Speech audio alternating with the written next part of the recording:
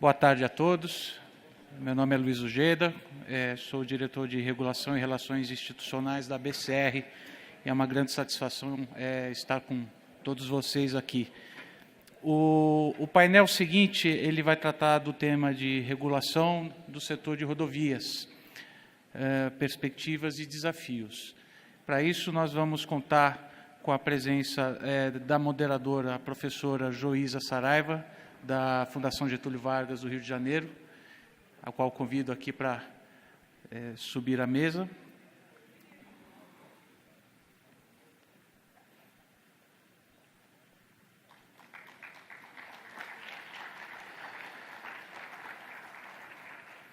O José Alfredo Stratman, diretor de Fiscalização e Qualidade de Serviços da AGEPAR.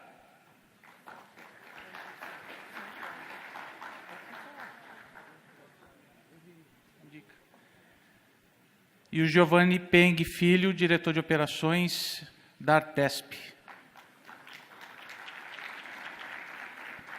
Em verdade, diretor-geral da Artesp. Era a cola errada.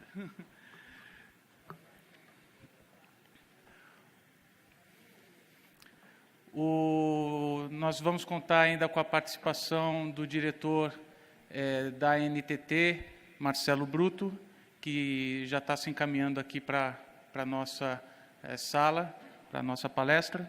Enquanto isso, para contextualizar um pouco aqui o nosso painel, nós vamos falar um pouco sobre a importância da regulação na esfera federal, na esfera estadual, né, no setor de rodovias, o que vai deixar bastante claro a importância desse item na nossa realidade, na nossa política pública de rodovias no Brasil, e também o peso que tem o fato de ser da nossa dinâmica federativa, né, de nós termos uma regulação que funciona tanto na esfera federal quanto na esfera estadual e também municipal, que é um pouco diferente de outros setores regulados, como o setor de energia, que ela tem uma regulamentação notadamente federal. E aqui, conforme anunciado, o diretor Marcelo Bruto, da NTT, seja bem-vindo também.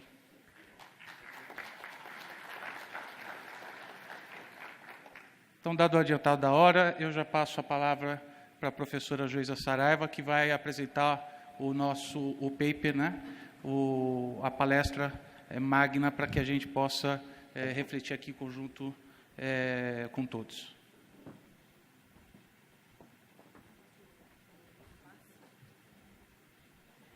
Então, antes de mais nada, eu gostaria de agradecer a essa excelente oportunidade de aprender mais sobre o setor de rodovias.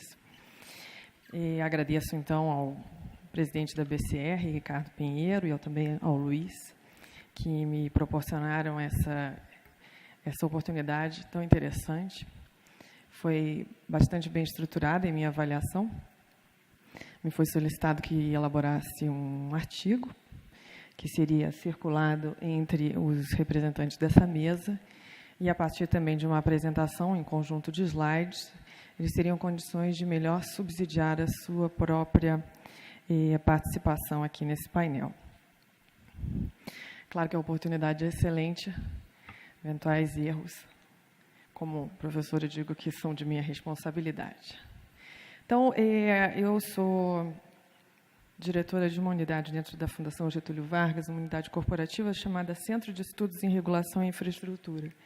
O nosso desafio é trazer uma abordagem multidisciplinar da Fundação Getúlio Vargas para os temas de interesse dos setores regulados em infraestrutura.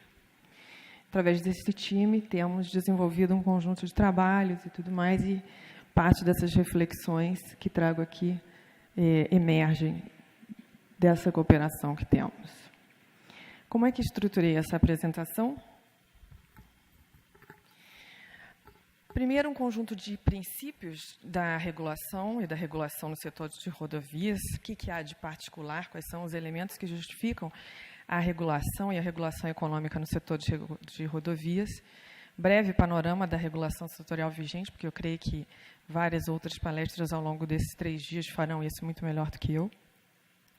E aí, então, pretendo, então, abordar alguns aspectos disso que na literatura ou que convencionamos chamar de dimensões da regulação.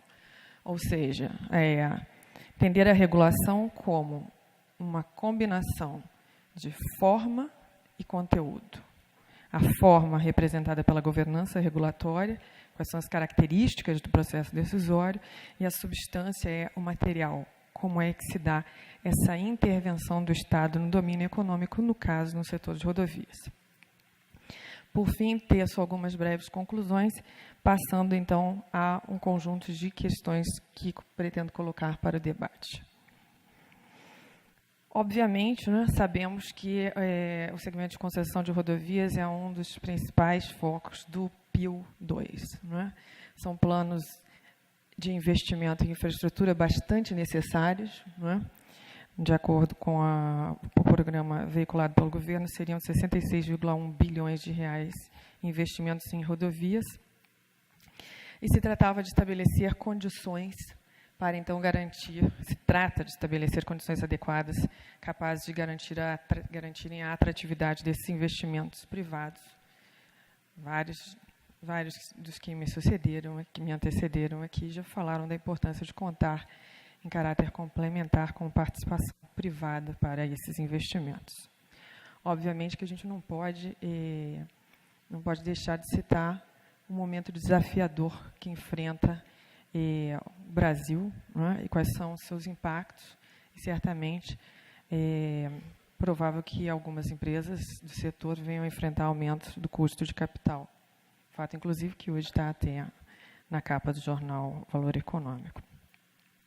Mas, nesse contexto, esses investimentos são investimentos de longo prazo em ativos com um prazo de maturação longo. Né?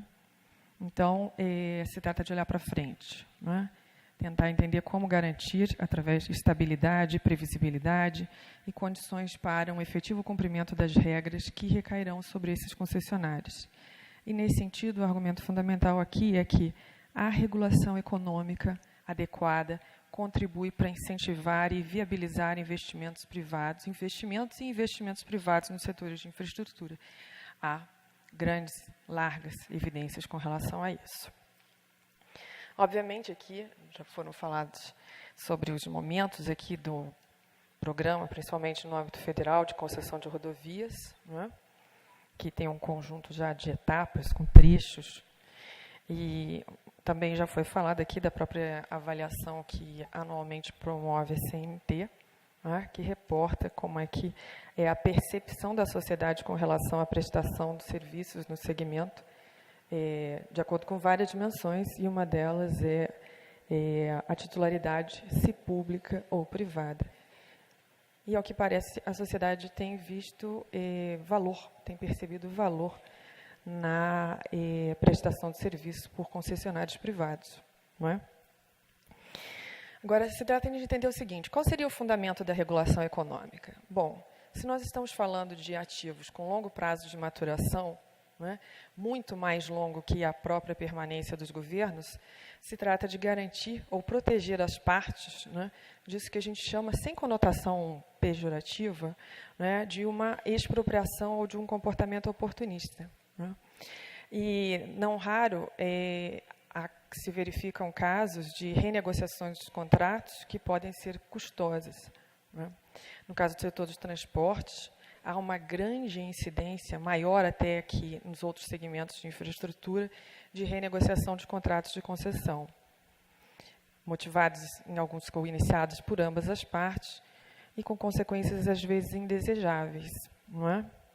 Então, nesse contexto, no próprio processo de modelagem por parte do poder público, mas também o regulador deve sempre estar atento à necessidade de criar condições e incentivos para uma adequada prestação de serviço.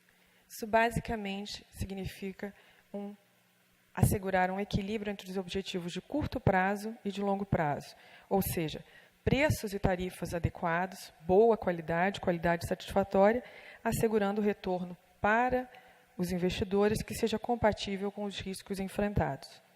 A atribuição do risco tem um papel de gerar um incentivo para uma boa prestação, para ganhos de eficiência, mas não há que se falar em onerar excessivamente o prestador de serviço, porque, do contrário, né, essa má alocação do risco vai produzir efeitos indesejáveis.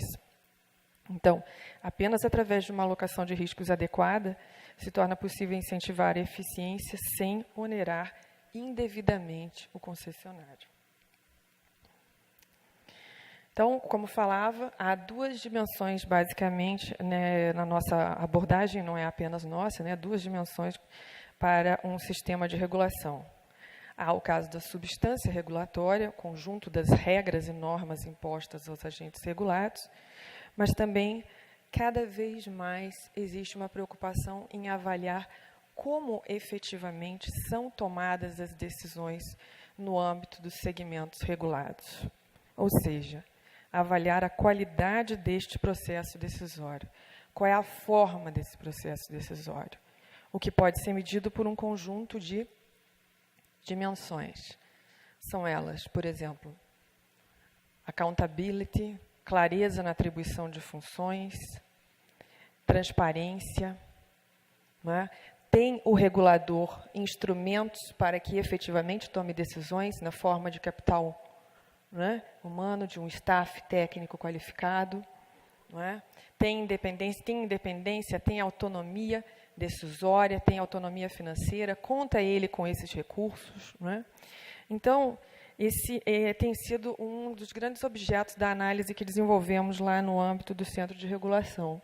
Então, só para colocar, esse é um programa que ocupa nossa atenção, hoje, que é chamado um programa Instituições do Setor Infraestrutura.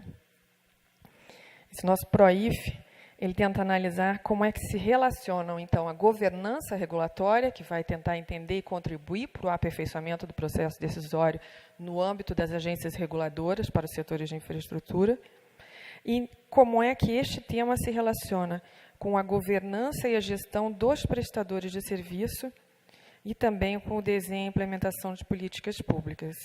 Então, estão poder concedente incumbido do desenho das políticas públicas, a agência reguladora, não é? Que deve atentar para a qualidade dos seus processos, para que não gere um ônus excessivo para a sociedade ou desnecessário, não é? E como é que se dá o processo no âmbito desses prestadores de serviço. E a própria Agência Nacional de Energia Elétrica, nesse momento, em função daquele processo que foi mencionado pelo ministro Benjamin Zimmer, para promover a renovação dos contratos de concessão de distribuição, tem se debruçado sobre a regulamentação de um conjunto novo de dimensões. Qual é a razão? Né? Há um conjunto de empresas relevantes, né? Grande parte das empresas distribuidoras, né, estão agora para verem ter os seus contratos de concessão renovados. Por mais que o TCU tenha permitido, ou tenha aprovado a possibilidade da renovação na sessão da quarta-feira passada, pende sobre os concessionários, né, uma espada, no sentido do que eles têm que ter efetiva capacidade, ou comprovarem capacidade, né, de prestarem aquele serviço adequadamente. A sociedade cada vez mais tem demandado, né, melhoria desse processo.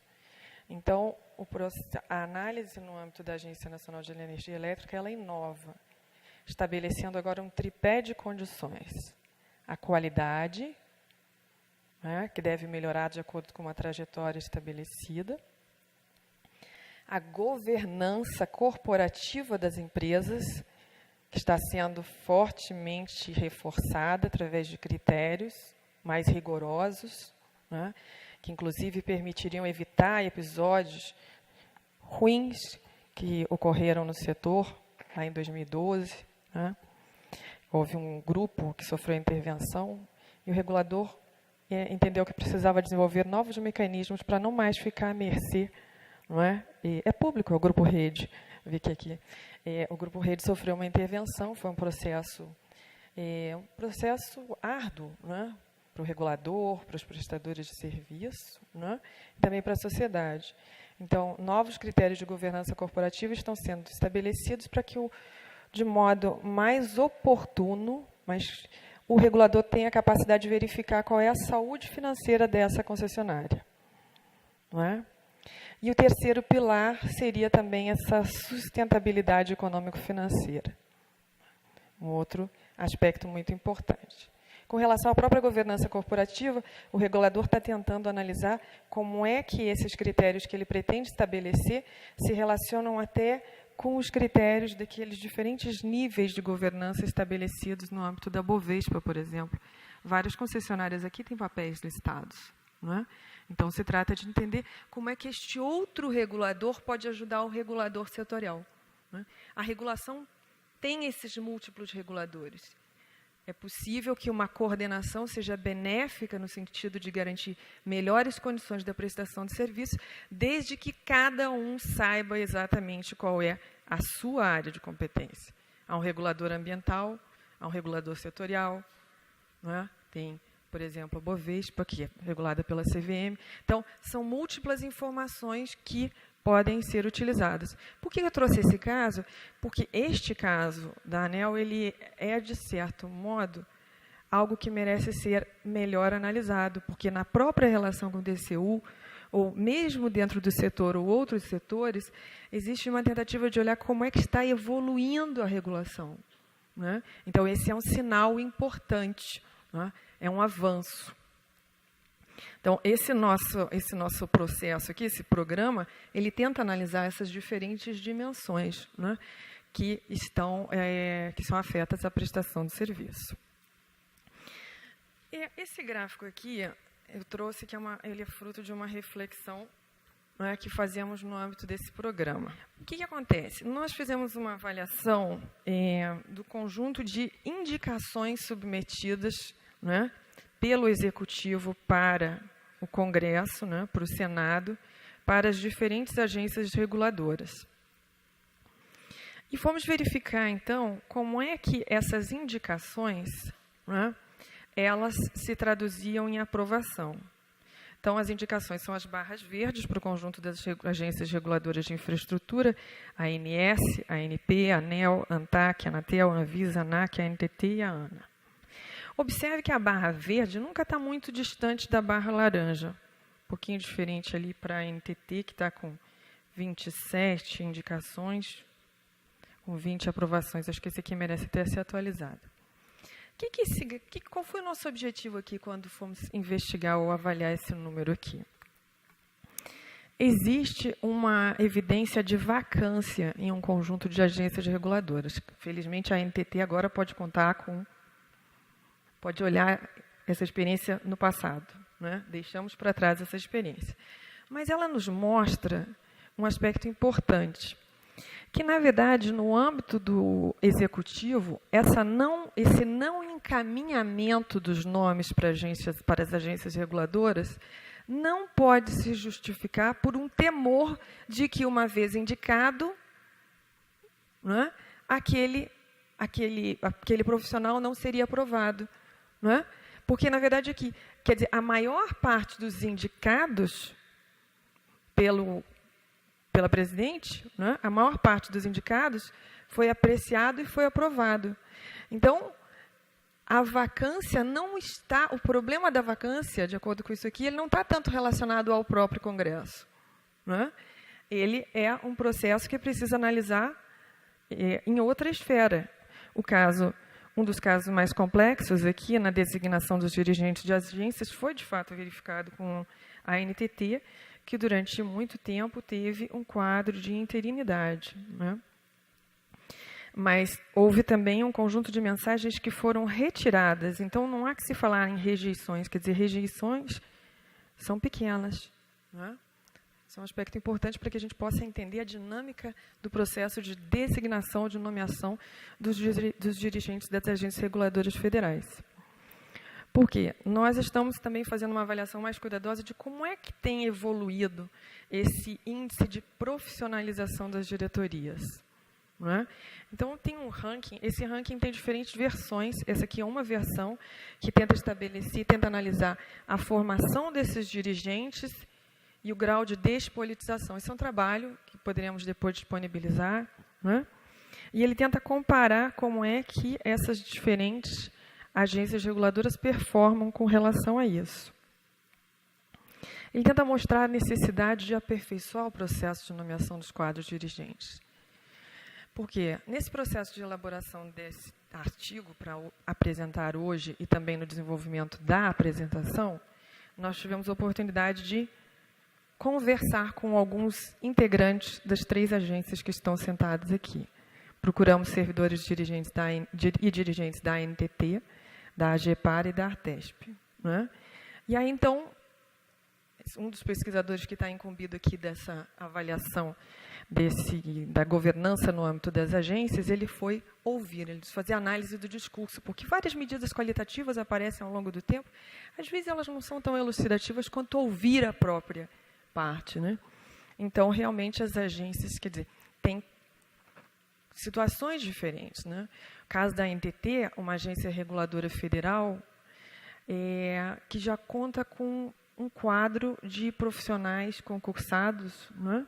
Bastante grande, hoje a maioria, né? Esmagadora maioria, mais de 80% dos superintendentes são funcionários, são servidores concursados. Né? Então, cada vez mais começa a se desenvolver, ainda que seja precoce, mas cada vez mais observamos o desenvolvimento de um corpo técnico capacitado que começa a entender.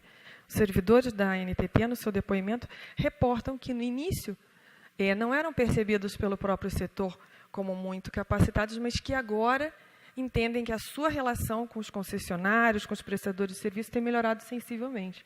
Eles se veem mais qualificados. Né? Outras agências ainda falam do desafio de poderem contar com quadros técnicos de servidores concursados. Mas se, de um lado, a ANTT começa a mostrar, né, uma evolução no seu quadro técnico concursado, e que, na verdade, é parte do próprio processo no âmbito das agências federais, ainda precisamos caminhar no processo de aperfeiçoamento da designação dessas diretorias, para que, harmonicamente, né, esse corpo técnico e esses dirigentes possam produzir melhores resultados na regulação. Vejam bem que, através dessa análise aqui, isso foi um acórdão do TCU, né, que se preocupou com a vacância dos cargos de direção das agências, e ele realmente apontava aqui que a ANTT gerava preocupações. Esse é um quadro, felizmente, que deixamos para trás agora. Um outro ponto com relação a uma das dimensões da governança regulatória que reportei há pouco diz respeito à clareza da atribuição de funções. Então, a mesa que antecedeu a essa aqui, o painel que antecedeu a esse, tentava analisar como é que os diferentes agentes no âmbito da administração, da governança do setor, se articulam para poderem promover bons resultados através de um processo de elaboração de políticas, não é? Implementação de políticas, regulação. Não é? E o que a gente vê é que, no caso do segmento de rodovias federais, não é? Esse arcabouço ele revela uma grande complexidade. Ele tem órgãos federais, não, aqui nesse caso não estaduais, mas ele tem também no setor órgãos federais, órgãos estaduais, não raro com sobreposição de competências e sem um marco legal claro sobre os termos e limites dessa delegação interfederativa, o que conflita com o princípio de clareza na atribuição de funções. Se o concessionário regulado não souber exatamente quem faz o quê, né, ele acaba incorrendo em custos de transação mais elevados para o seu próprio processo decisório. Não é? Uma outra dimensão, então, diz respeito a esse aspecto da substância regulatória, ou seja, quais são as regras e normas impostas aos agentes regulados. Então, nesse ponto, qual é a matéria sobre a qual decidem as agências reguladoras?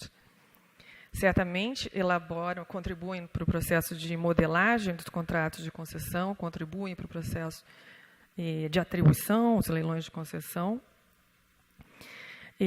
Tem um processo de fiscalização também, que é importante, é intensivo em informações, e nesse ponto o regulador tem um desafio, né? Como buscar, junto ao concessionário, o menor volume de informações, o menor volume de dados que vai trazer as informações que precisa. Né? Como não pedir demais e usar menos do que pediu? Pedir informações ao prestador de serviço é um processo que gera custos. Né? Então, é necessário que as informações sejam avaliadas, né, capacidade que tem as empresas também de atenderem e que aquelas que são relevantes, né? Então, essa coleta e a avaliação precisa ser realizada regularmente para efeitos de fiscalização do contrato e revisões. Há, certamente, um tema bastante conhecido, que todos reconhecem o papel da agência reguladora, que é o estabelecimento das tarifas, né? Seus processos de revisão ordinária, reajustes e revisão extraordinária, né? Que pode ser iniciada pelo concessionário, principalmente alegando desequilíbrio. Também a necessidade de contribuir para o processo de estabelecimento do preço teto em um leilão. Também há um tema bastante importante, complexo para um regulador, que é, uma vez estabelecida a necessidade de receita de um concessionário, que a gente chama de estabelecer o nível da receita, como é que a gente arrecada essa receita, né? Diferentes usuários imputam diferentes custos na prestação de serviço e precisam ser cobrados de acordo com esses custos que imputam para gerar os incentivos corretos e não investimentos ineficientes. Aqui, por exemplo, o número de eixos é um tema fundamental do processo de estrutura tarifária. E, obviamente, hoje, uma preocupação cada vez mais premente, até nas palavras do próprio ministro Benjamin, né, a questão da qualidade do serviço. E aqui a própria ANTT tem se debruçado também por mecanismos, né, de desconto de reequilíbrio para poder incentivar investimentos e mostra uma experiência mais bem sucedida mais recentemente. Então, acho que só o objetivo aqui foi instigar um pouco o debate, né, colocar umas palavras iniciais, mas de modo sintético, a análise da experiência de 20 anos de concessões no segmento de rodovias é fundamental para que se possam potencializar os efeitos dos processos futuros de atribuição. Em um ambiente em que coexistem provisão pública e prestação privada, a regulação é um instrumento fundamental para incentivar eficiência na prestação de serviços. Pesquisas reportadas pela Confederação Nacional dos Transportes evidenciam um nível de satisfação maior com a provisão privada de infraestrutura rodoviária relativamente à prestação por empresas públicas, o que não autoriza, obviamente, o descuido com o processo regulatório ou a busca de novos aperfeiçoamentos. Temos realizado um conjunto de avaliações e também acompanhamos o que tem feito o TCU, não é? E as nossas análises atestam a necessidade de promover aperfeiçoamentos no processo decisório no âmbito da ANTT. E no âmbito estadual, né, também esses desafios, não raro, ganham contornos maiores, com experiências heterogêneas, mas vários dos temas são comuns, né? De modo geral, todos percebem a regulação como algo que ainda não é necessariamente percebido, né, pelo prestador de serviço como algo benéfico, né? Um regulador qualificado, um regulador capacitado, de novo, em essência, contribui para a melhor alocação dos riscos, contribui para mitigar riscos, para a melhoria das condições na prestação de serviço, benefícios para o usuário, benefícios para a sociedade. Não é? É importante também avançar na modelagem da concessão, que pode ser alcançado através de mecanismos, então, que viabilizem esse compartilhamento adequado de riscos entre o concessionário e o poder público. Por fim, então, coloco um conjunto de questões para o debate. O Luiz vai me ajudar aqui, né? Dizem elas respeito, principalmente, primeiro, topo da agenda das agências com as quais conversamos no segmento de transporte, né? Mostra preocupação com autonomia financeira e decisória. Então, a pergunta, a agência enfrenta dificuldades em consequência de contingenciamento de seus recursos pela administração? Do ponto de vista decisório, há intervenção política ou ingerência no processo de tomada de decisões da agência? Como é que se manifesta? Há sugestões? Né? Do ponto de vista da transparência e da participação, esse é um ponto fundamental. A transparência protege. Protege o setor, protege o concessionário, protege o usuário, protege o processo como um todo. E o que temos assistido, principalmente, isso é um conjunto de análises que a própria Fundação tem desenvolvido e que mostra que, do ponto de vista da sociedade brasileira, ela tem avançado no sentido de produzir ganhos ou benefícios para o cidadão dentro de casa. Fora de casa, a prestação de serviços mostra enorme fragilidade, não é? Então, cada vez mais se torna necessário dar voz, incluir, não é, o usuário, não é, no processo de elaboração da regulação. Não é? Como é que ele é ouvido?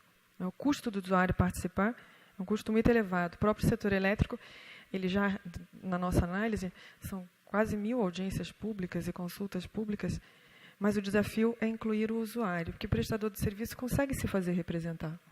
Não é? Tem capacidade, e o regulador precisa dessa participação para legitimar o seu próprio processo decisório. Então, esse é um dos grandes desafios. Na sua visão da agência, pergunto eu, segmentos da sociedade civil, então, relevantes para o processo, conseguem perceber o seu papel e a sua contribuição para uma adequada prestação de serviços? Eles se percebem ouvidos? É necessário ouvi-los? É adequado ouvi-los? Do ponto de vista, então, da tomada de decisão e dos recursos com que conta o regulador, esse quadro de servidores técnicos e concursados é adequado para o exercício das suas competências? Qual é a efetiva capacidade do órgão regulador de dar cumprimento às suas decisões? Um ponto importante, judicialização. Reformas das decisões nas agências mostram o quê? Que a sociedade arcou, eventualmente, com um custo mais elevado, né? Que essa judicialização não decorra de um processo insuficiente dentro da agência, né? De um processo precário, né? Que não haja desqualificação do próprio processo por carência, às vezes, ou despreocupação com aspectos importantes do seu formato. E, por fim, esse é um aspecto importante, são frequentes as renegociações de contratos? Quem as inicia na maior parte das vezes? Né? São perguntas para reflexão. Eu só gostaria aqui de fazer um comercial, vou aproveitar aqui a fala da secretária executiva Natália Marcassa, hoje de manhã. Ela estava falando de um evento que nós vamos promover nos dias 5 e 6 de outubro, né, lá no Rio de Janeiro, na Fundação Getúlio Vargas, e a nossa intenção é discutir 20 anos da lei de concessão para os segmentos de infraestrutura. A ABCR é nossa parceira nesse processo, né? A secretária Marcassa vai estar lá, o ministro Joaquim Levy é uma presença confirmada, o secretário Paulo Correia. Estamos trazendo pesquisadores também de fora, mas que têm essa capacidade de analisar os temas do ponto de vista prático, né? Um representante do governo português, né? Então, seria muito importante, né, que pudéssemos contar com a participação dos senhores e das senhoras para que a gente possa entender o que aprendemos nesses 20 anos e como é que isso pode nos levar, né, para que os próximos 20 sejam ainda melhores. Obrigada.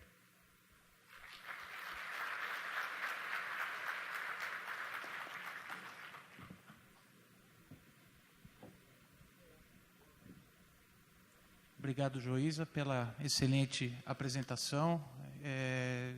Ela mesma já colocou diversos pontos para debate. Eu acho que isso enriquece bastante aqui a nossa dinâmica.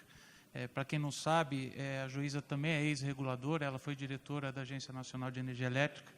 Então, todo esse escopo, essa riqueza acadêmica da GV, junto à experiência prática que ela traz, né, nesse trabalho, só enriquecem e amplificam a importância dessa discussão para que a gente possa ter marcos regulatórios no setor de rodovias cada vez mais consolidados e fluentes perante a sociedade.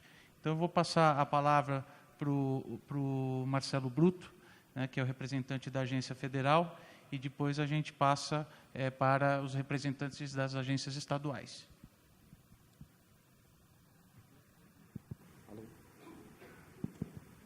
Alô. Boa tarde a todos. Queria, em primeiro lugar, parabenizar a ABCR pela iniciativa aqui do Congresso, mostrando como tem acho que a riqueza dos debates que têm sido realizados aqui mostra como nós estamos avançando paulatinamente, com 20 anos de experiência no campo das concessões, da regulação, no acúmulo de conhecimento, no aprendizado sobre o tema. E tem um aspecto que a literatura sempre coloca como desafiador quando se trata de impulsionar grandes projetos de de concessões, programas abrangentes de concessões, é que geralmente você tem um gap entre a velocidade que você pode impulsionar, fazer especificamente contratos e leilões, e o tempo que você necessita para construir instituições, para construir boa regulação, instituições de controle que tenham procedimentos já adequados ao novo modelo, contratos, editais e até o desenvolvimento de um mercado capaz de seguir e implementar um projeto dessa envergadura. Então, eu enxergo até que, no momento que nós temos hoje no Brasil, se por um lado a gente tem um enorme desafio agora, ante as restrições que o ambiente macroeconômico coloca ao país, para impulsionar e ser mais ambicioso ainda num programa de concessões, o lado positivo que eu enxergo quando eu vejo um evento como esse, quando a gente revisita os últimos 20 anos, é que a gente tem um gap menor, acho que a gente tem evoluído no conhecimento do assunto, na construção de instituições, e acho que há uma efetiva evolução e uma maior capacidade do país para enfrentar esse desafio enorme atualmente. Comentando aqui a ótima apresentação da professora Saraiva, eu queria exatamente anotar o que eu vejo que a gente mais conseguiu avançar, quais foram as principais linhas de evolução dos últimos 20 anos e aquilo que eu vejo como sendo nossos pontos estratégicos, seguindo em boa medida aqui a apresentação que ela fez. Assim, acredito que, falando especificamente do segmento rodoviário, nós tivemos 3 grandes fatores que contribuíram para a evolução institucional nos últimos 20 anos. A construção da estabilidade macroeconômica. Eu acho que, por mais que a gente enfrente os desafios que nós enfrentemos hoje, eu acho que o país mudou de patamar, de uma forma geral, do ponto de vista da estabilidade macroeconômica. Isso é uma condição sine qua non para você ter confiabilidade e para que os agentes atuem em investimentos de longo prazo de que nós tratamos quando falamos de concessão. Então, isso é um ponto essencial, e até os desafios que a gente tem nos próximos meses, no que se refere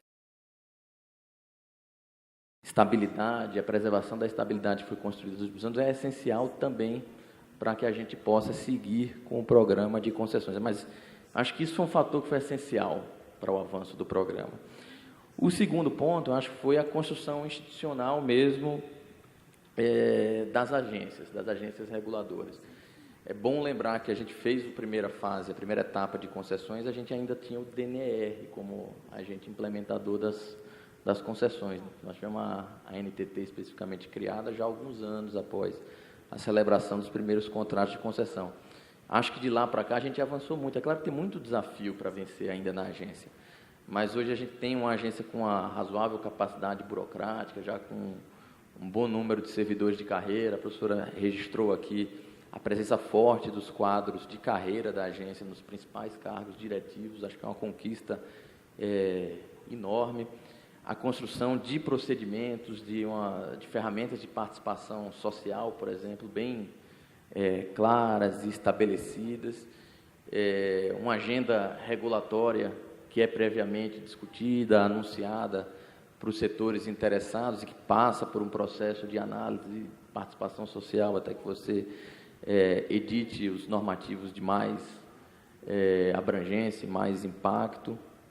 Então, acho que esse é um segundo ponto, que por mais que a gente tenha que avançar, e sem dúvida há o que avançar no aspecto da construção institucional, da regulação, comparativamente é um ponto que o Brasil se coloca bem na maior parte das pesquisas comparativas que se tem especificamente na América Latina. Sempre se coloca, acho que o estudo mais recente do Banco Mundial coloca Chile, México, Brasil, acho que Colômbia ali num patamar comparativamente superior em termos de ambiente institucional para o investimento em infraestrutura.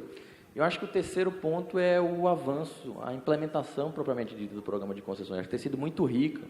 E quando você enxerga hoje o status atual dos mais recentes programas de concessão, no governo federal, acho que no governo estadual, acho que tem havido uma aprendizagem grande. Você olha da primeira etapa para a segunda etapa, como alguns aspectos que foram observados na primeira etapa se refletiram nos contratos da segunda etapa, e na segunda etapa se refletiram nos contratos da terceira etapa, de forma que a gente vê uma evolução e uma aprendizagem com a prática mesmo, de realização de leilões, de regulação e de gestão dos contratos de concessão.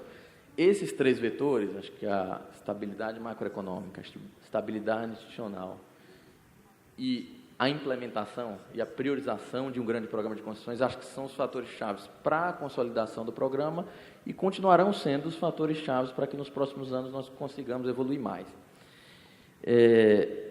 Acho que no que ele se refletiu, assim, dando exemplo um pouco assim dessas evoluções, acho, a gente consegue enxergar, por exemplo, entre as 3 etapas de concessão, uma evolução de editais e de contratos muito marcado pela experiência de obra pública, na primeira etapa, sobretudo.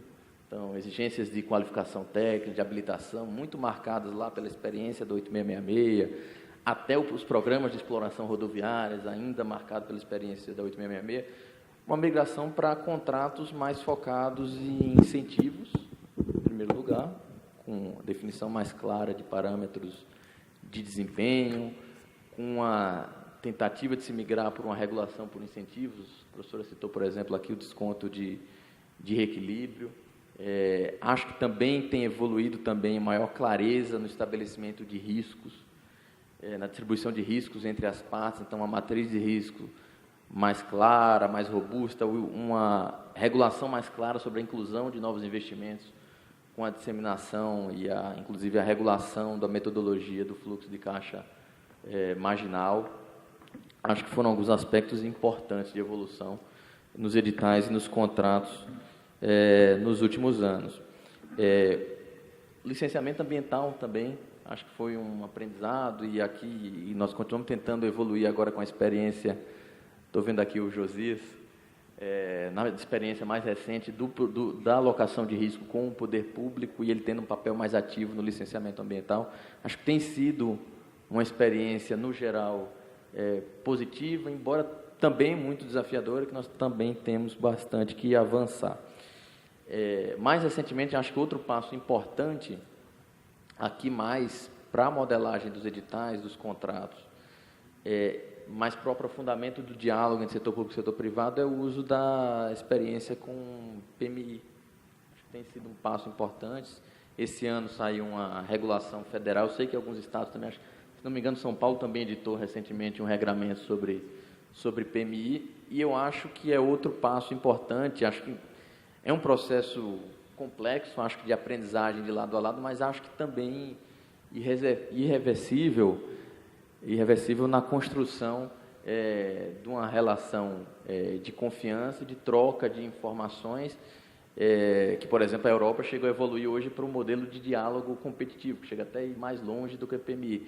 Mas acho que aqui ajuda a reduzir a simetria de informação, aprimorar as modelagens e os estudos de viabilidade, de forma que eles reflitam realidades concretas e reais de mercado, e que se você tenha, como poder público, tenha a segurança de que os leilões terão efetivamente interessados e ampla participação.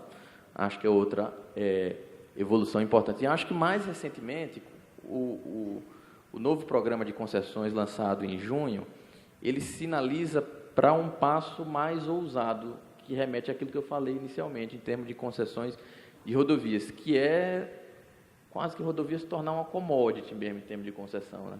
Você olha lá as apresentações, a ideia que está por trás do programa é que você tenha, de fato, processos de PMI, de leilões, que, espelhando-se, por exemplo, no setor elétrico, passem a ser permanentes, que anualmente o governo federal anuncia um conjunto de rodovias para o mercado estudar, desenvolver PMIs, e isso vira leilões, e isso se torne um processo permanente que tenderá a radicalizar ainda mais esse processo de evolução institucional a que eu tenho me referido aqui na minha fala, né? Dito isso, e aqui coloco um pouco o que é que eu acho que nós temos que continuar avançando como temos avançado nos últimos anos, sempre com a observação que eu acho que não existe a solução mágica. Acho que todos os avanços que nós conseguimos foi fruto mesmo às vezes, de quebrar a cabeça, de debater, de testar, de uma evolução incremental mesmo. Eu acho que esse é o caminho, que é o melhor caminho mesmo para um país construir um modelo de concessões e um programa de concessões que seja abrangente e ousado como a gente quer.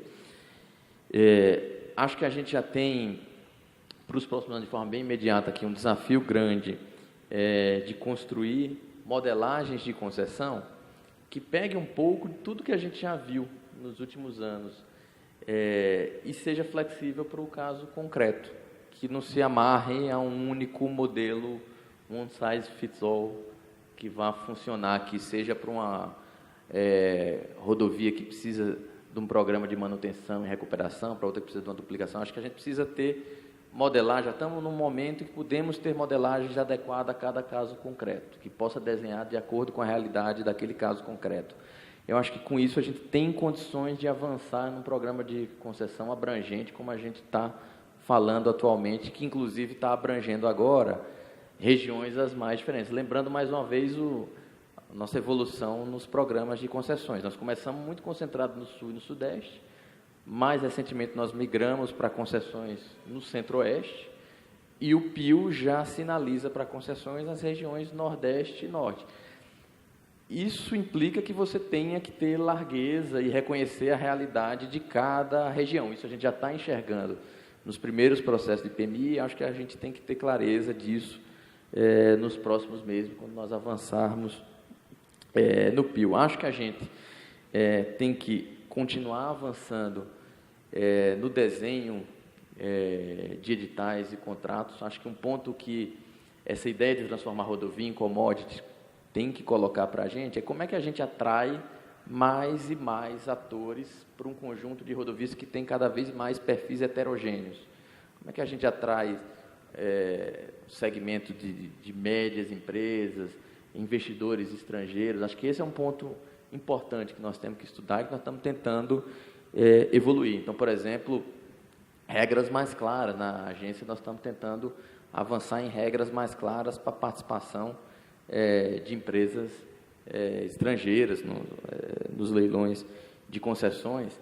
E outro aspecto que nós estamos tentando evoluir também, se vocês olharem a última audiência que saiu, por exemplo, da BR-476, é de regra mais clara, com prazo e procedimento mais claro, para aqueles pleitos de recomposição do equilíbrio econômico-financeiro que tenha mais impacto na receita e no custo das concessionárias, porque é algo que tem um impacto relevante no gerenciamento, sobretudo de riscos não gerenciáveis. Isso foi uma experiência que a ANAC já tem trabalhado com prazos para análise de reequilíbrio. Nós estamos tentando dar esse passo no âmbito da NTT.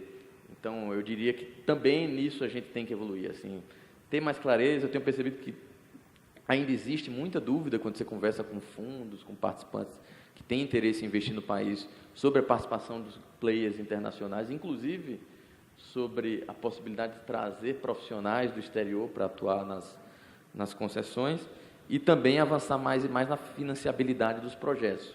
Clareza na análise de reequilíbrio, prazos, acho que é um passo importante que a gente está tentando dar também para melhorar a financiabilidade dos projetos.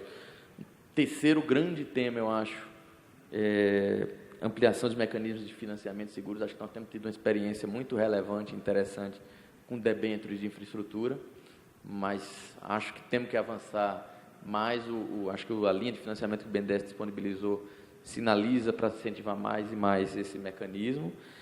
E, finalmente, acho que seguir com a agenda que nós estamos seguindo. Acho que tem debate que nós temos feito com o setor e com os usuários, que tem sido extremamente ricos. Por exemplo, nós temos revisto recentemente, está em debate em fase de participação social, o manual de fiscalização. Nós temos aí uma situação em que nós temos 20 anos de experiência e contratos com realidades diferentes, e uma agência que tem uma constitucional de 10 anos, nós precisamos padronizar procedimentos de fiscalização para dar segurança tanto para o poder público, para o gestor público no processo de fiscalização, quanto para o setor regulado, sobre os procedimentos que nós adotamos, sobre a razoabilidade e a proporcionalidade daquelas sanções que são aplicadas, bem como para a padronização da atuação da agência. Então, essa é uma agenda importante que nós temos, assim como várias outras que se inserem no âmbito das iniciativas estratégicas das agências e de sua agenda regulatória para os próximos anos. Assim, eu resumiria, assim, acho que os principais pontos que eu acredito que nós temos que avançar, mas registrando que eu tenho uma visão otimista. Acho que assim, os momentos difíceis eles estão aí para testar essas construções. Acho que há 20 anos a gente tinha uma situação muito mais difícil e enxergo que o país conseguiu avançar em vários dos pontos, como aqui registrei. E acho que a gente tem que enxergar o momento atual como uma oportunidade para a gente aprimorar ainda mais a governança regulatória, nossos editais, nossos contratos e as nossas modelagens para que tenhamos uma infraestrutura ainda melhor no segmento rodoviário. Muito obrigado.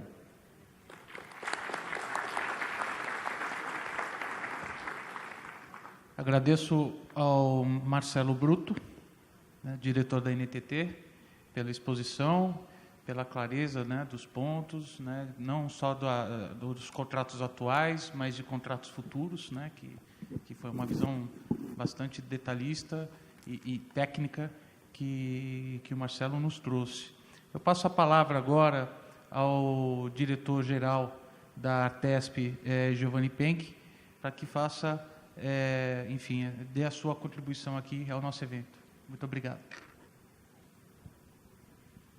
Boa tarde a todos. Primeiro, agradecer ao Ricardo pelo convite para estar aqui nesse evento da BCR, evento muito importante. Agradecer também ao Luiz e a todos os integrantes da BCR, bem como todos os participantes aqui do Congresso.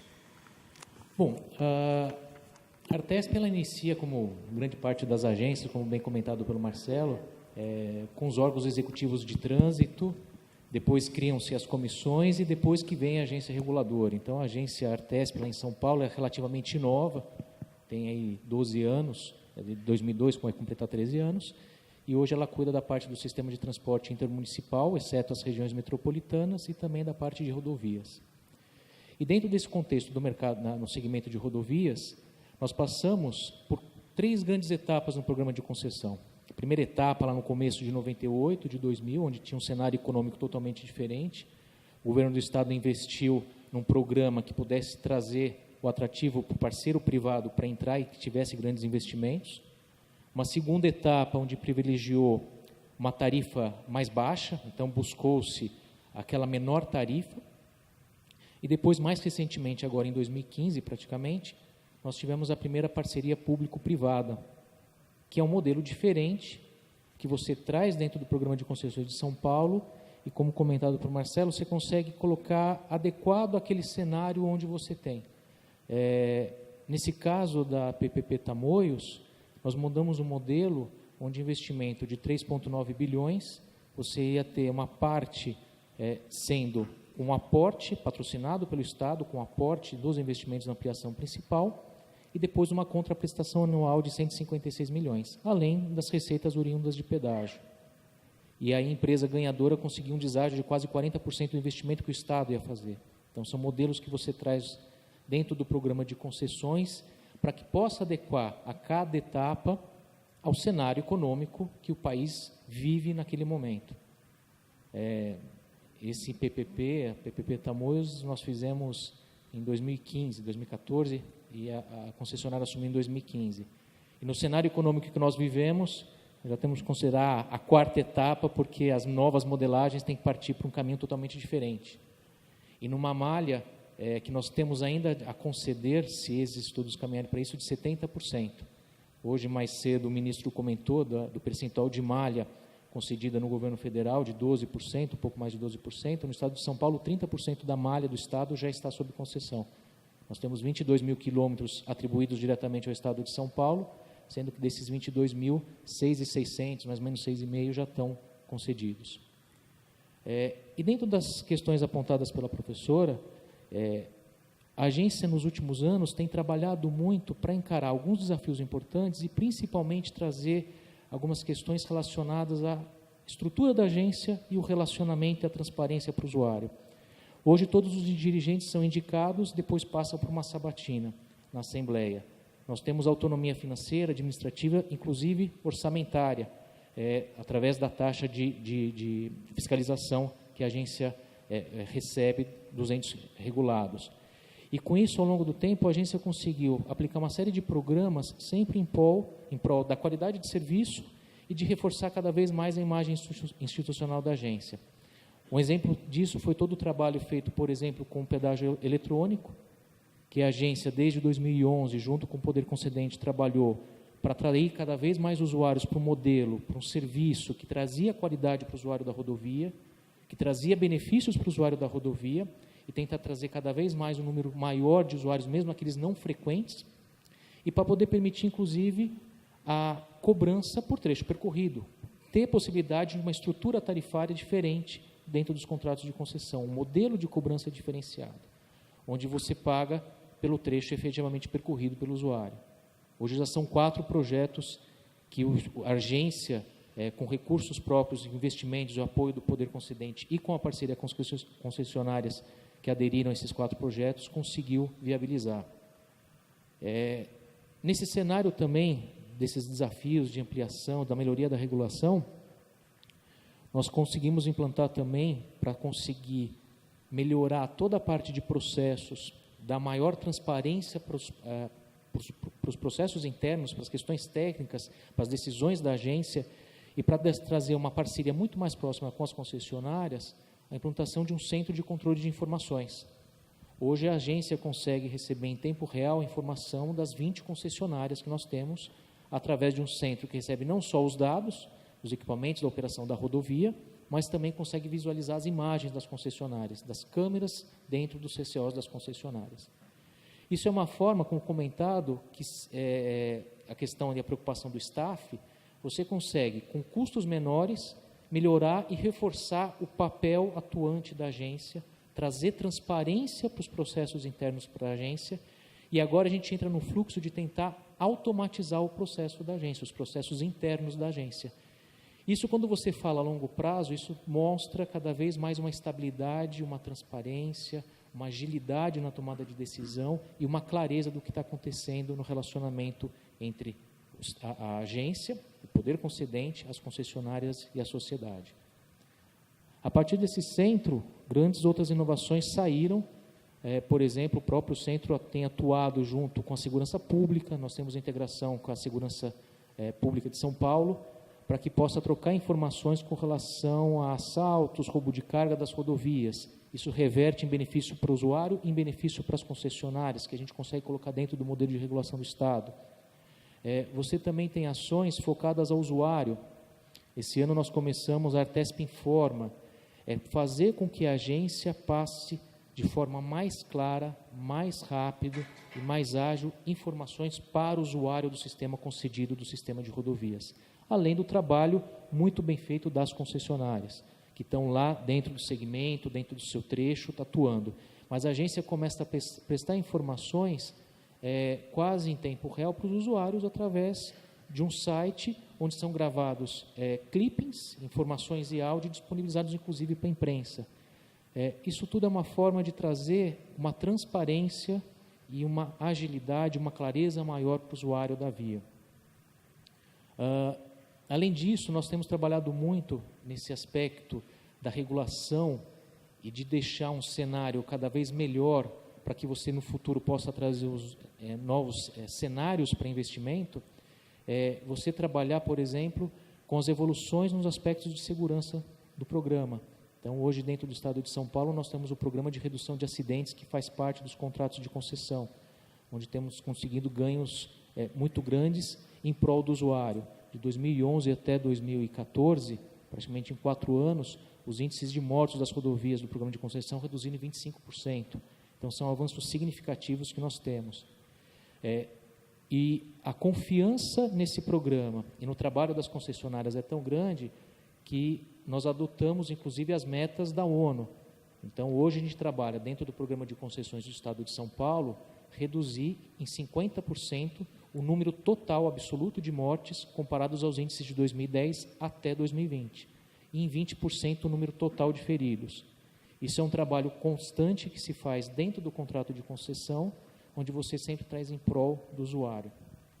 E no ano passado, nós premiamos esse ano, criamos um modelo de incentivar a qualidade constante de serviços para o usuário pelas concessionárias, que foi o prêmio concessionário do ano, onde premiamos 5 categorias, inclusive a concessionária do ano, que incluiu questões de segurança, relacionamento com a sociedade, questões de operação, questões de investimentos em conserva, a própria opinião do usuário, para que possa trazer, não só para as próprias concessionárias, nesse mercado que a gente tem, nesse segmento que nós temos de rodovias, uma forma de transparência de informações e, principalmente, poder disponibilizar ações de sucesso que uma concessionária faz para que a outra concessionária tenha conhecimento, mas também que você possa trazer tudo isso à tona, incentivar, premiar e publicar da publicidade para isso.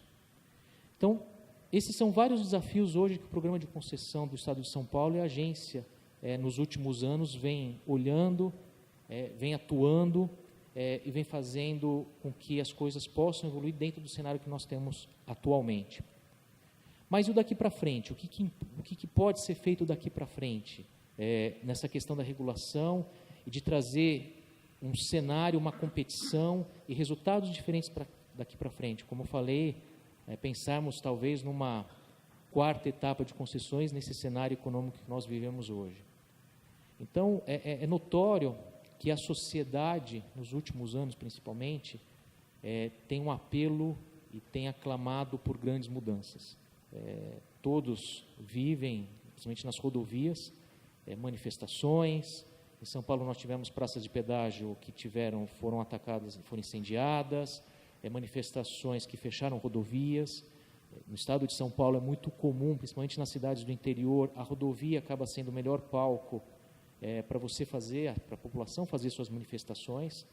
Hoje 20 pessoas, 30 pessoas conseguem fechar uma rodovia inteira. A gente vem sentindo que o programa de concessões para a sociedade é uma forma muito importante de desenvolvimento econômico, e a agência tem que estar atuando nesse papel, auxiliando nesse papel. A quantidade de demandas que nós temos da sociedade, por exemplo, via ouvidoria, só tem crescido nos últimos anos. De 2012 para cá, o aumento foi em 58% do número de demandas, e a previsão chegar no final desse ano com aumento de na torno de 20% com o que foi 2014. Então, você vê que cada vez mais a sociedade pede por serviços, por qualidade, por melhorias, por menor preço de pedágio, por mais investimento. Isso é uma constante que a gente vê. Infelizmente, nem sempre essas manifestações, esses pedidos são pacíficos. Então, é importante que a agência sempre esteja pronta e atue no papel do regulador para dar essa transparência. Então, por isso, as ações são importantes. Estabelecer esse contato junto com a concessionária, essa parceria com a concessionária, para a gente atender essa demanda atual e ter as informações necessárias, para que você possa trabalhar nos próximos investimentos. Com toda essa base de informação, com a coleta de informações de fiscalização, com as informações de regulação, tendo processos claros, processos automatizados, você sempre tentando dar agilidade no relacionamento não só com a concessionária, mas também para a sociedade, você pode fazer estudos e procurar trazer para os novos investimentos o melhor condição, o melhor modelo. Hoje nós temos um grande estudo dentro do estado de São Paulo para buscar novas concessões e novas PPPs. Então, a intenção do governo do estado de São Paulo é anunciar ainda esse ano mais um pacote de concessões dentro da malha ainda a ser concedida e mais um pacote de concessões. De PPPs, perdão. Vai ser um mix disso dentro da viabilidade que esse estudo traz e dentro do cenário econômico que nós temos hoje. A experiência da PPP Tamoios trouxe algumas questões interessantes, que o Estado pode contribuir de alguma forma, pode criar mecanismos interessantes para trazer investimentos, inclusive do exterior. Nós participamos num processo onde foi um processo internacional justamente com a intenção de trazer não só as empresas nacionais, empresas estrangeiras, fundos, para que possam, e outras companhias que têm interesse de investir no país. É uma matemática hoje que não é fácil, uma matemática difícil que a gente está vivendo, com as notícias recentes, com a questão do risco Brasil, isso pode mudar. Então é um momento, infelizmente, para os governos de bastante estudo, para que a gente possa anunciar uma coisa consistente, uma coisa concreta e poder mostrar um caminho a ser seguido. E cai muito o que o próprio Marcelo comentou. Hoje você tem que ter muita informação e fazer as coisas adequadas para aquele trecho, para aquele segmento, para aquela concessão. Um modelo não serve para qualquer tamanho. É bem o que ele comentou e é verdade. Hoje exige uma criatividade muito maior, exige de você ter resultados práticos sendo aplicados, trazer informação desses resultados para poder aplicar isso nos novos contratos e poder trazer atratividade para as empresas que querem investir e acreditam no modelo de concessão, no modelo de rodovias do Estado de São Paulo e até do país como um todo. Além disso, nós temos que trabalhar também, e o Estado tem olhado isso, nas questões modais. Hoje, no Estado de São Paulo, a gente já começa a ver alguns gargalos nas rodovias. Nós temos rodovias com 6 faixas. A gente fisicamente está chegando nos limites que nós temos. Rodovias com 5 faixas. E que você implanta e rapidamente começa a saturar outro trecho, vai precisar de novos investimentos e assim caminha. Então, nesse cenário econômico que nós vivemos, nesse momento que o país vive, não é só pensar nesses novos investimentos em rodovias, que o Estado vem fazendo, mas também como agregar num estudo mais amplo de próprio logístico do país. Você tem que ver como esse cenário de concessões rodoviárias vai estar daqui a alguns anos, são contratos longos, e principalmente quanto isso vai estar encaixado dentro do modelo de infraestrutura do Estado ou do país. Essas são algumas perspectivas que nós temos, né? Eu procurei passar um pouco dos desafios que nós recentemente enfrentamos dentro da agência e do cenário que a gente vive lá dentro, e trazer um pouco do que a gente tem aí de perspectiva para o futuro dentro do Estado e dentro do programa de concessões do Estado de São Paulo. Muito obrigado.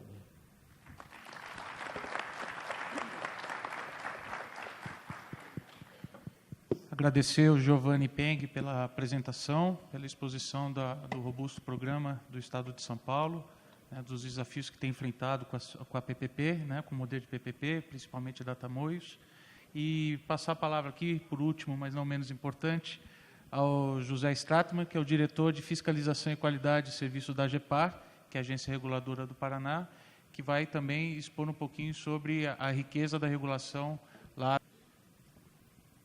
Boa tarde a todos e a todas. Obrigado, Pinheiro, pelo convite, o João Quiminazo. Estamos muito contentes assim, em termos sido convidados. Nós que somos uma jovem agência, agência emergente.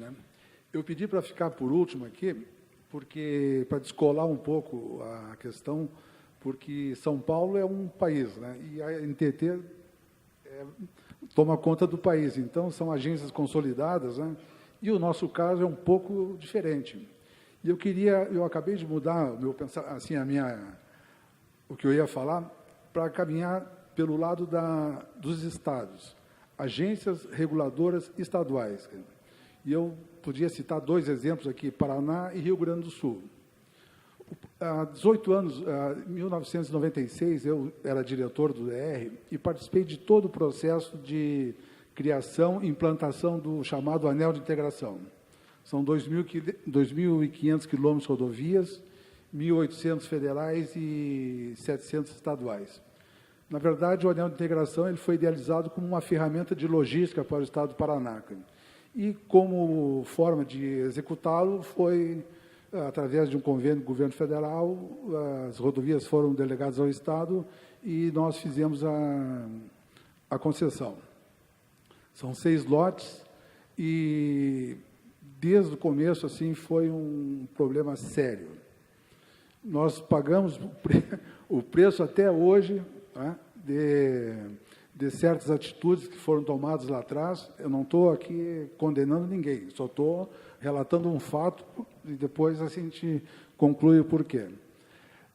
Foram momentos assim muito complicados. Depois tivemos uma politização muito intensa do processo e nos últimos 3 anos, dia 12, o último, nós fizemos 3 anos de agência.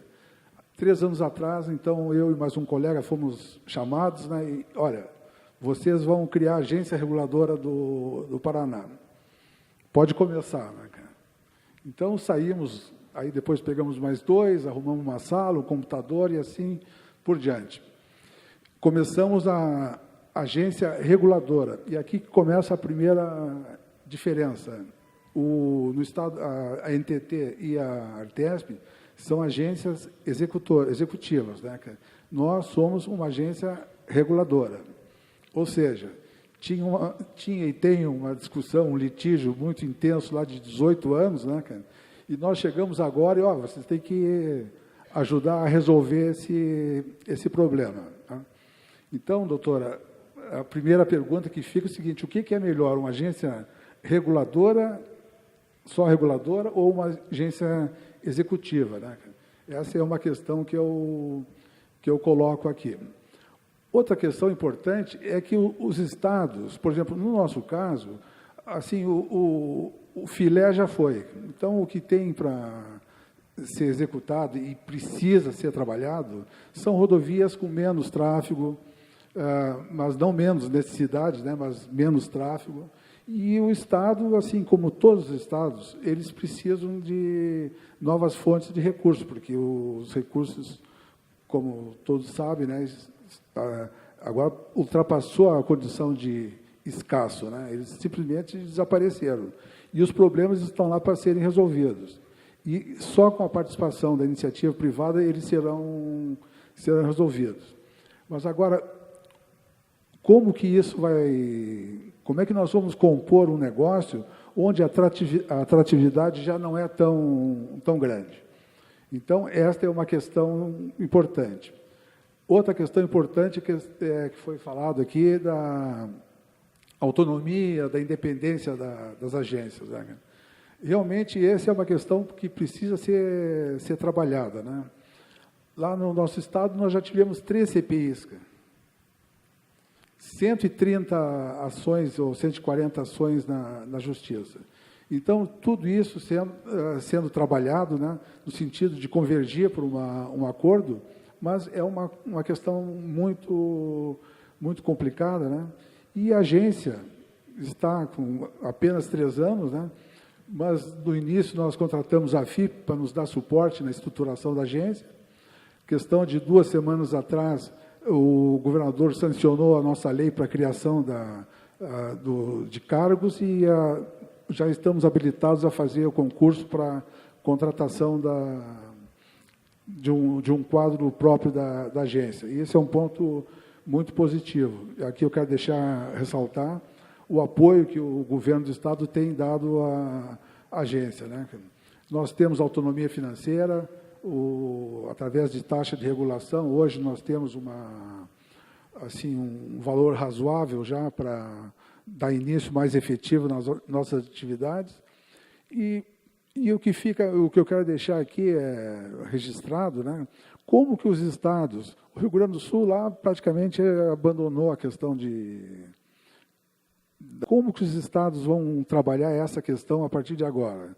E eu acho que a BCR, assim como o organizador de todo esse mercado, ele pode nos ajudar muito, assim, não só o Paraná, mas todos os estados, né, fora São Paulo, né, que é uma potência, né?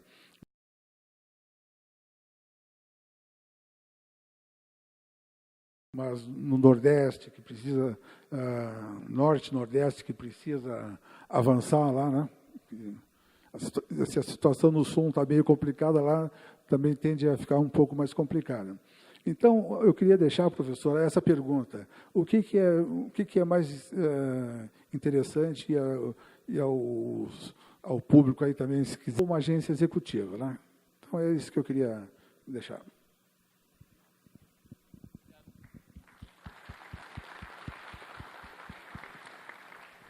Agradecer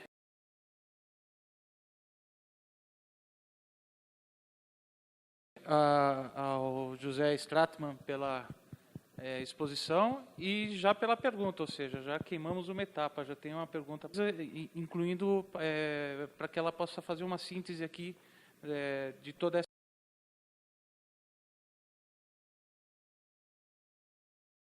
essa exposição. Obrigada. Fazer algumas considerações. É extremamente interessante ver as experiências. Na verdade, até começando, então, pela pergunta com relação à agência executiva versus agência reguladora, que é uma questão que deve ser muito latente, já tinha, de certo modo, sido antecipado. Deixa eu só verificar se, na verdade, a pergunta que estou colocada é compreendida por mim. A sua distinção de agência reguladora versus executiva é porque, no caso, a agência não se incumbe do processo de atribuição, é isso? Não. Pois é, a regulatória... Licitação, né? Na licitação. Bom, aí eu vou trazer um paralelo ali com o próprio setor elétrico. Existia ali acho que o modelo de 2003, 2004, ele faz uma alteração nesse sentido, né? E ele coloca a agência um pouco mais afastada do processo de atribuição, né? E qual era a vantagem naquele ponto? Esse distanciamento, ele precisa ser entendido até do ponto de vista dos prestadores de serviço. Em alguns casos, né, existe uma participação de prestadores de serviço privados, né, de um lado, e outras empresas públicas, né, também prestando serviço. Então, não existe uma uniformidade com relação aos diferentes segmentos de infraestrutura. Em alguns casos, por exemplo, no caso do setor elétrico, não cabe um tratamento privilegiado para um prestador de serviço público, né? E então, se não cabe, quer dizer, o regulador tem que ser, de certo modo, equidistante ali na sua avaliação. No caso em que, por exemplo, essa agência vai participar do processo de concessão ou de atribuição, é preciso analisar em que medida ela tem competência, né? Em alguns casos, ela efetivamente tem uma competência desenvolvida ou uma capacidade de auxiliar nesses processos. Mas entendo que a formulação de política ela é melhor exercida pelo Poder Executivo, né? Não é? Então, nesse caso, a agência ficaria incumbida, talvez, da operacionalização e tudo mais, em alguns momentos subsidiando, ela tem capacidade de prover informações, né, para o Poder Executivo, mas ela se manteria afastada desse processo, porque esse modelo de equilíbrio entre o prestador de serviço, o usuário e o governo, é um modelo que tem virtudes, né? Então, a agência tem essa capacidade.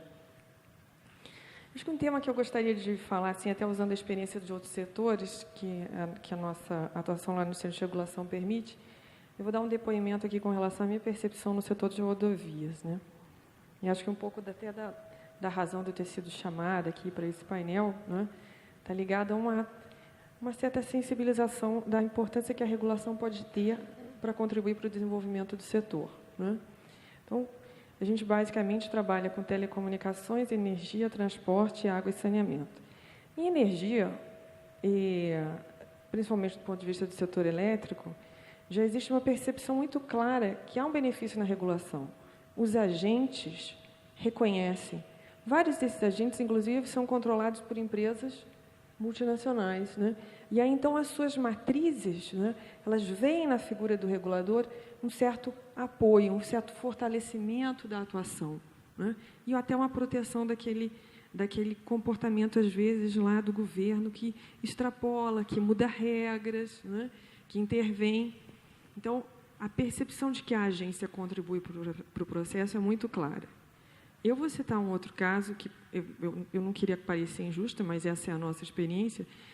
No caso do setor de recursos hídricos, existe uma previsão de regulação, né? Está lá estabelecida a necessidade de que a regulação tome corpo, que seja exercida a regulação. E ali, naquele caso, claro que a gente tem muito mais prestação de serviço público do que privada, mas os agentes, os prestadores de serviço, né, e os concessionários, em alguns casos, eles pensam a regulação apenas vai adicionar custo, né? Tem uma notícia, uma manchete no jornal de sábado, no Globo, né, no Rio de Janeiro, e aí, então, tem uma mensagem dizendo o seguinte: nem bem a agência começou a regular saneamento, os usuários já vão ter que pagar mais 0,5% ali nas suas contas para poder viabilizar a agência. Essa é uma forma errada de noticiar qual é o papel da agência, né? Primeiro, porque a gente não consegue saber qual é o benefício que tem a atuação de uma agência, e, eventualmente, ela gera ganho de eficiência muito maior do que aquele 0,5%. E não há que se falar simplesmente na agência representando um custo. A agência está ali como uma instituição capaz de gerar incentivos, né, para uma melhor prestação de serviço. E acho que o diretor da NTT bem reportou, né, que existem pesquisas e tudo que falam aqui na América Latina desse ambiente. Esse pesquisador que até está incumbido desse programa que eu mostrei, do PROIF, ele já há anos acompanha as agências reguladoras de infraestrutura na América Latina e a percepção geral é de que as agências estão aqui para ficar, né? Então, existe um reconhecimento do benefício da atuação de uma agência reguladora.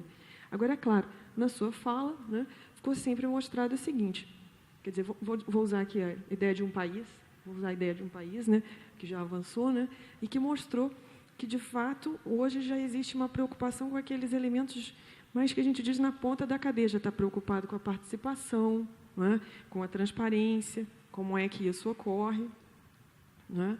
Então, por exemplo, eu lembro que, vou contar um episódio, o diretor Ábido, que estava aqui hoje pela manhã, né, ele foi sucedido pelo diretor Gerson Kellman, e, na época, o Gerson Kellman reportou que, numa conversa com a então ministra Dilma, né, ela perguntou, mas, e, afinal de contas, você vai manter aquele processo de reunião pública da diretoria que foi estabelecido lá pelo Zé Mário no final do seu mandato como diretor, né? E aí o Kellman disse, vou manter. Qual foi o ganho? A reunião pública ordinária da diretoria, ela é um processo pedagógico, no sentido de desenvolver dentro da agência a instrução dos processos. Então, um rito, o agente sabe o que esperar, sabe como é que a agência fundamentou a sua decisão. Vamos olhar o Banco Central, que a gente não costuma se associar como uma agência reguladora, mas o mercado financeiro está sempre muito atento ao que vai acontecer. Tem uma reunião do cupom e tem uma ata que é publicada depois. E a ata mostra quais são os elementos que o Banco Central usou para tomar a sua decisão. Isso ajuda, não é? Porque investimentos deste porte, né, do porte que ocorre no setor de rodovias, dependem de previsibilidade. Esse é um ponto fundamental.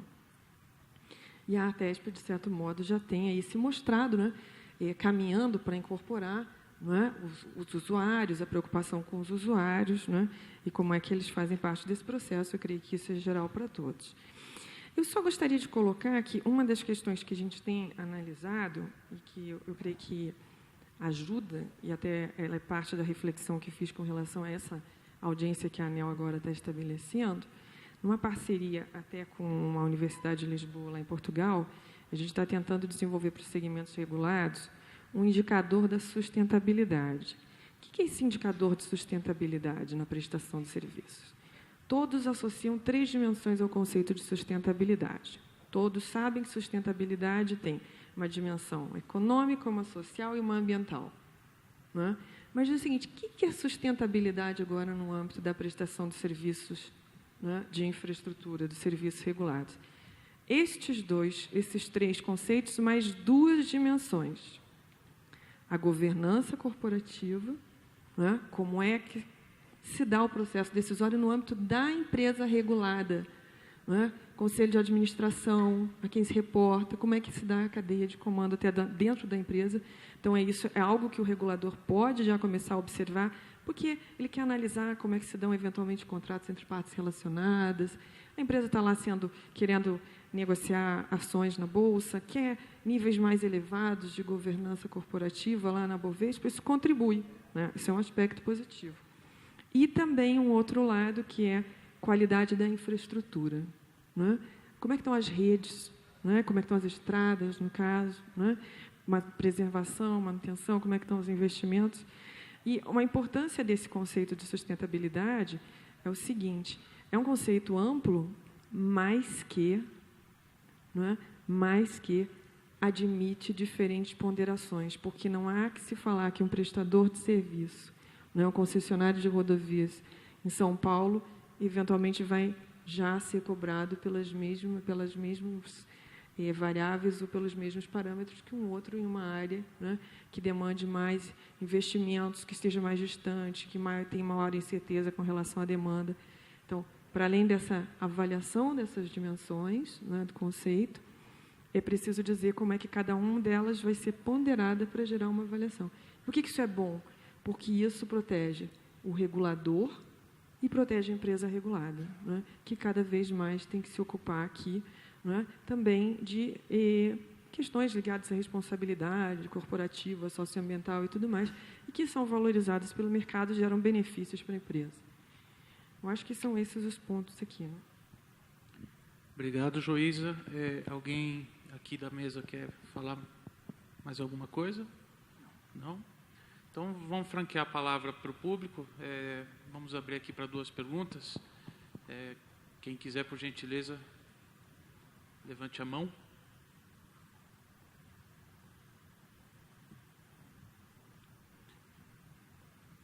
Bom, muito obrigado, então, a todos. E damos por encerrado esse bloco.